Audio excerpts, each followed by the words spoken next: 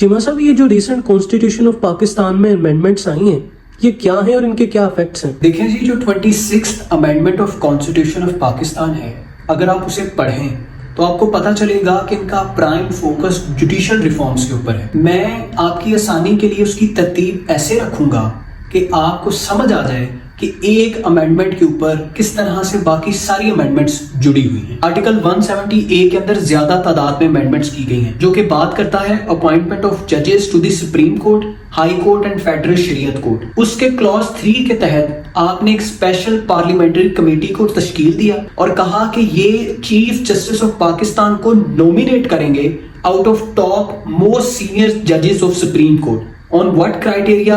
Amendment is silent about that. So basically आपने एक मौका फराहम किया प्राइम मिनिस्टर ऑफ पार्लियामेंट को कि वो मोस्ट लाइकली ओब्लाइज करे आपके चीफ जस्टिस ऑफ पाकिस्तान को। फिर आपने आर्टिकल 179 के तहत कहा कि आपका चीफ जस्टिस ऑफ पाकिस्तान 65 साल की उम्र तक अपने ओहदे पर फाइज रहेगा, लेकिन उसके टेन्योर पर 3 साल का कैप लगा दिया गया। फिर उससे बड़ी अमेंडमेंट आई आर्टिकल 191A की इंसर्शन के बाद, कि जिसके तहत आपने कॉन्स्टिट्यूशनल बेंचेस को तश्कील दिया of supreme court and high court. याद रहे कि इस अमेंडमेंट के बाद आपकी वो जो ओरिजिनल जुरिस्डिक्शन थी of supreme court under article 184 उसे रिवोक कर दिया गया, जो कि सुमोटो पावर्स की बात करती थी। और याद रहे कि ये वही पावर्स हैं कि जिनकी मदद से पनामा पेपर्स की प्रोसीडिंग्स का आगाज किया गया था और उस वक्त के प्राइम मिनिस्टर नवाज शरीफ को डिस्क्वालीफाई किया गया था। तो आपके यही कॉन्स्टिट्यूशनल बेंचेस सुमोटो पावर्स रखेंगे और किसी भी कानून की कॉन्स्टिट्यूशनलिटी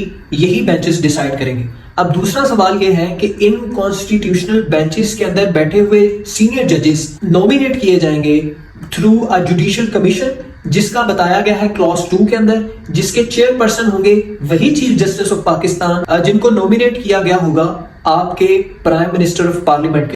और मेरी नजर में अपने इस इकदाम से पार्लियामेंट ने वो जो आजाद अदलिया की बुनियाद थी उसे ना सिर्फ खोखला किया है, बल्कि रियासत के वो जो 3 पिलर्स और उनकी सेपरेशन ऑफ पावर्स थी उस कॉन्सेप्ट पर एक सवालिया निशान खड़ा कर दिया है। और इसी डिस्कशन के साथ ही याद रहे कि अगर ये रिसेंट अमेंडमेंट्स ना ही होती तो आज आपके chief justice of Pakistan Mansoor Ali Shah Sahab होते।